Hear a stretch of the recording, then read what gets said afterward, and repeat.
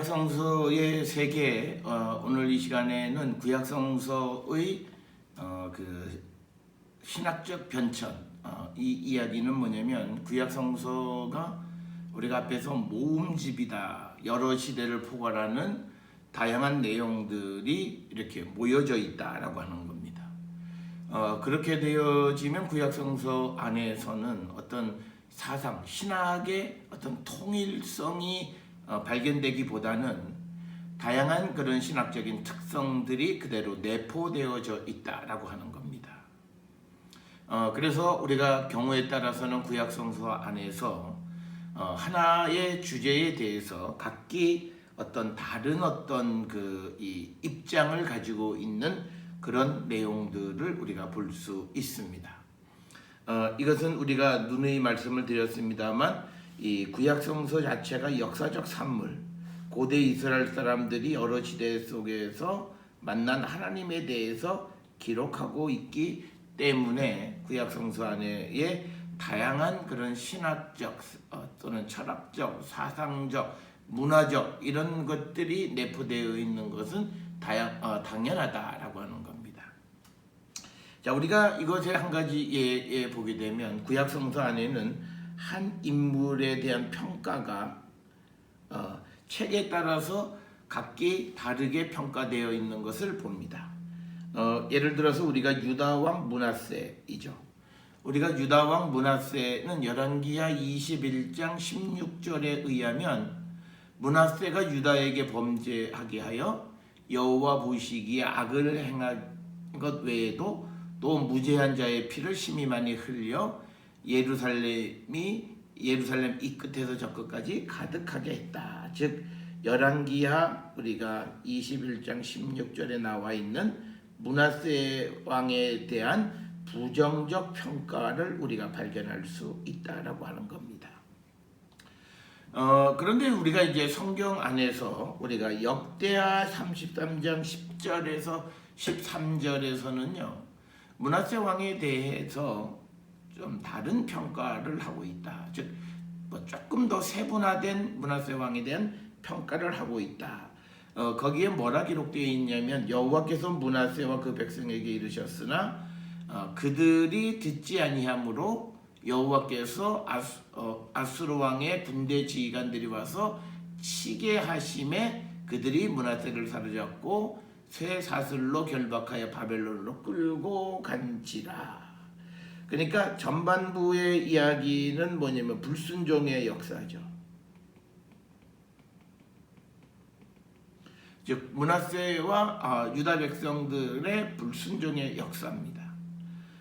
그런데 이제 그 다음에 반전이 하나 일어납니다.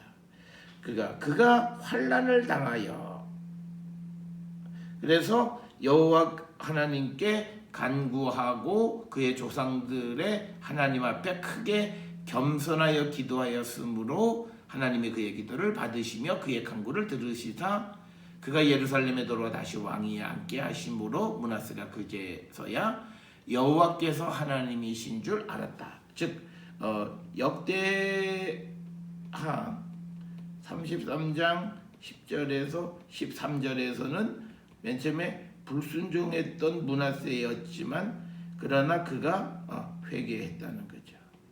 그런데 이 회개의 그 매체는 뭐냐면 환난이라는 거죠. 그래서 우리가 고난의 의미는 뭐냐? 이거는 하나님을 만나게 하는 하나님 만나는 도구다라고 하는 것을 우리가 이해할 수 있습니다.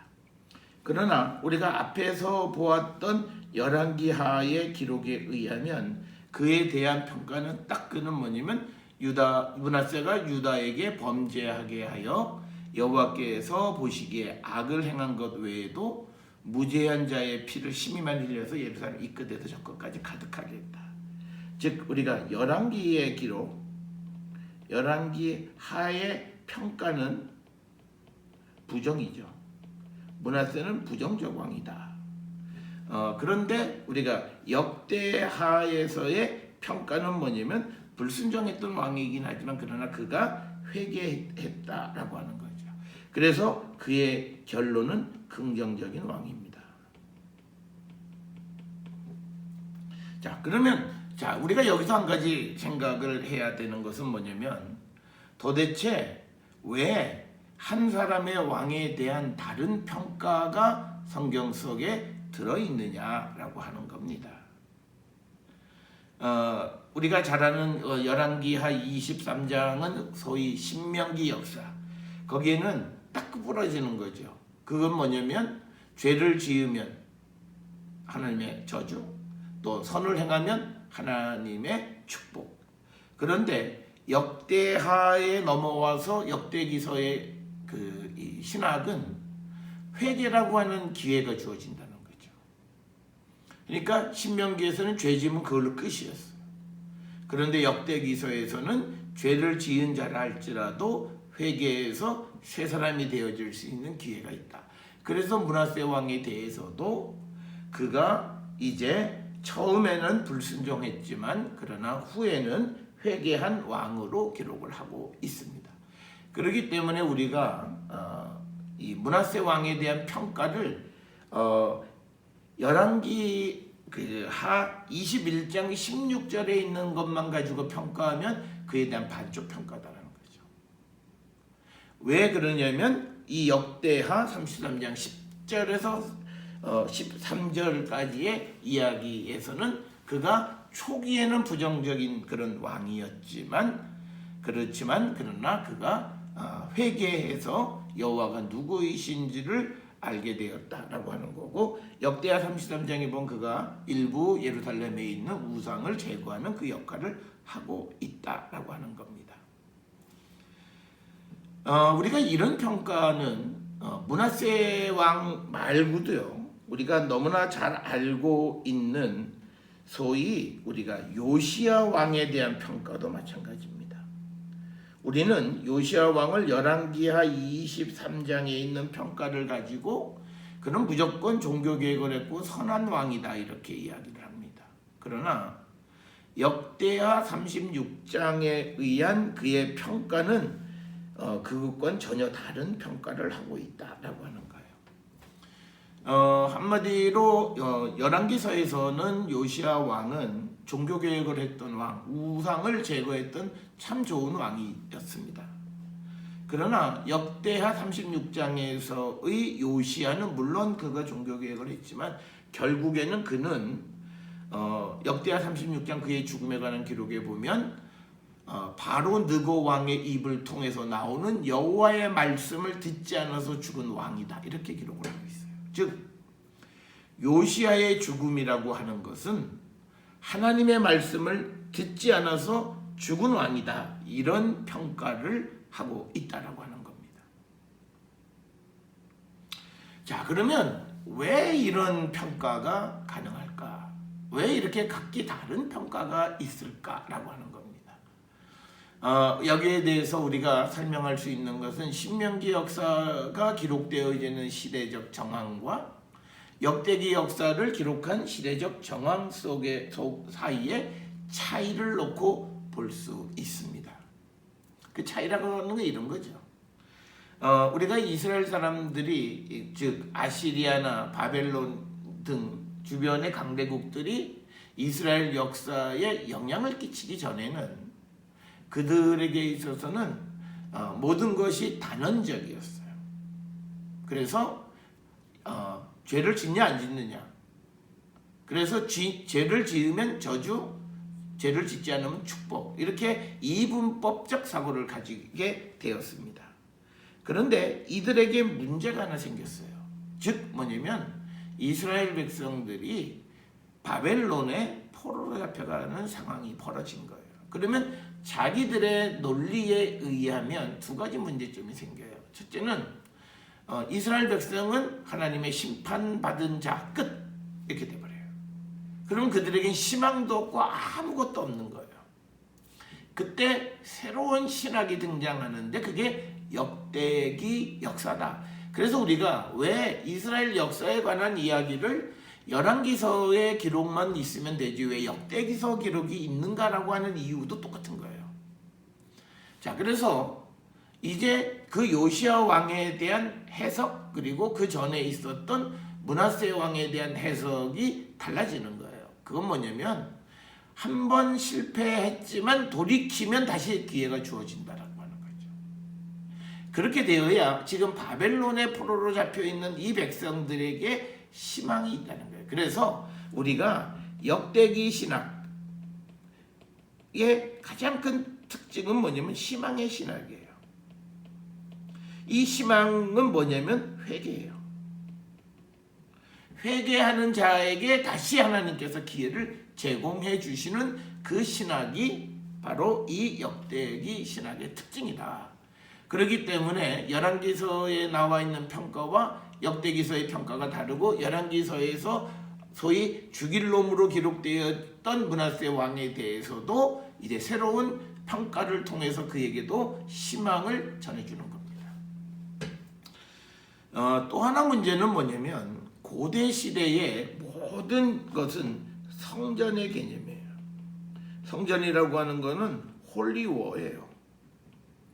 즉 뭐냐면 나라와 나라 사이의 싸움은 왕과 왕 사이의 싸움이 아니라 그 나라의 신과 신의 대결이에요. 그러니까 아시리아나 바벨론이나 페르시아와 이스라엘이 대결을 하게 되는 것은 단지 이스라엘의 왕과 아시리아, 바벨론, 페르시아 왕의 대결이 아니라 이스라엘이 섬기는 하나님, 그리고 아시리아가 섬기는 아수르 신이나 바벨론이 섬기는 마르둑 신이나 또는 페르시아가 섬기는 신, 이 신과 신들의 전쟁, 이걸 우리가 흔히 홀리워, 성전이라고 얘기해요. 거룩한 전쟁이라는 뜻이죠.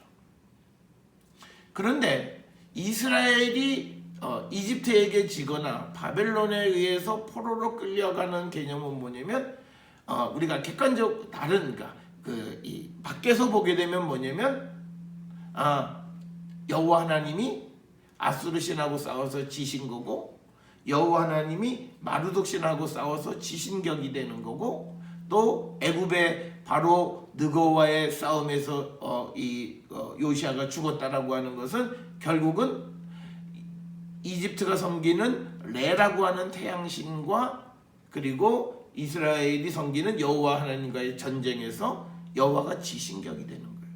그러면 여기서 굉장히 신앙적인 심각한 문제가 생기는 거예요. 뭐냐면 여호와 하나님이 절대적이고 그리고 이 세상의 어느 신과도 견줄 수 없는 그런 하나님이셨는데 전쟁에서 지셨다는 거예요. 능력이 부족한, 이건 말이 안 되는 거예요.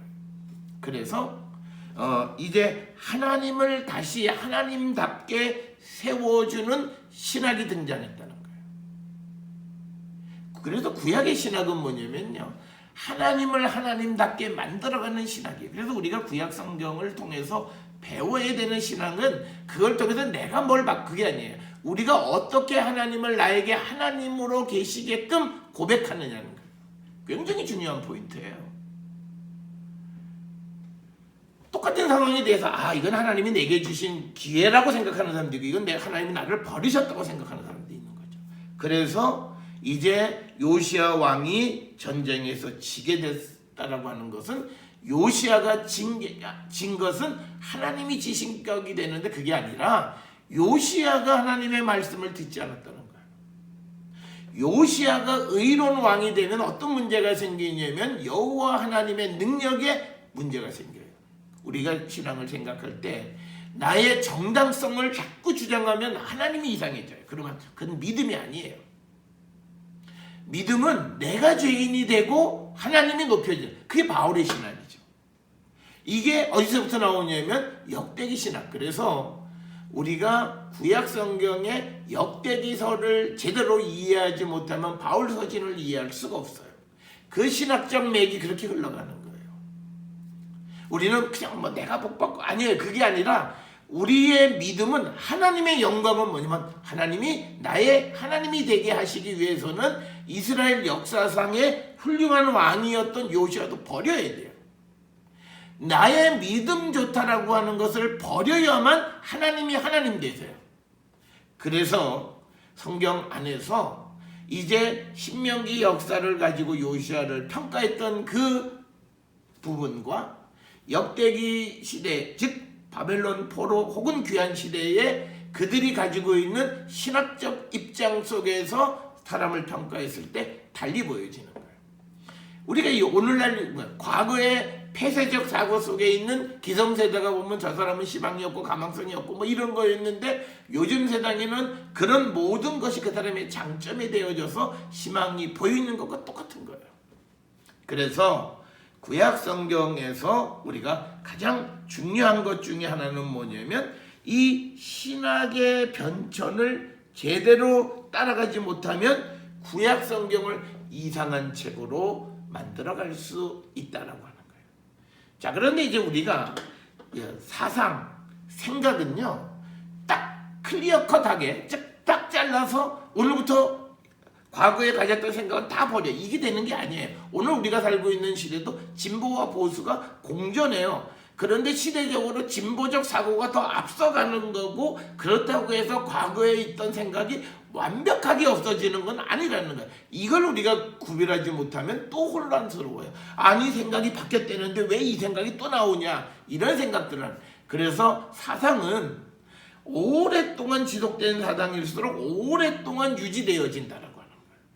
그래서 오늘 우리가 구약 성서의 신학적 변천의 첫 번째 파트에서 사람의 평가가, 다양한 평가가 성경에 등장하기 때문에 우리는 성경의 한 구절을 가지고 그 사람에 대한 평가하는 그런 성급함이 있어서는 안 된다라고 하는 사실을 분명히 인지하셔야 됩니다.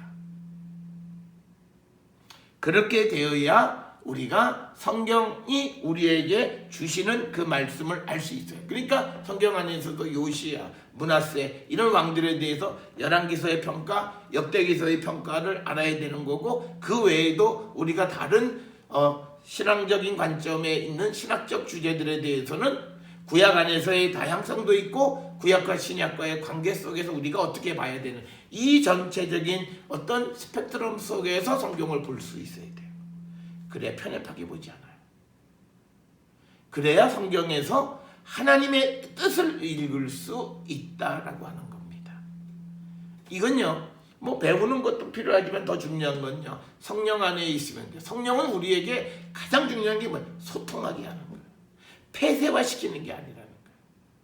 그러니까 오늘날 우리가 성령 충만하다는 사람들이 소통하지 뭐 제일 중요한 건 하나님과의 소통이고, 주변에 있는 사람과의 소통이 안 되는 것은 그게 성령인가? 글쎄라는 퀘션 마크를 붙여볼 필요가 있다고 하는 겁니다.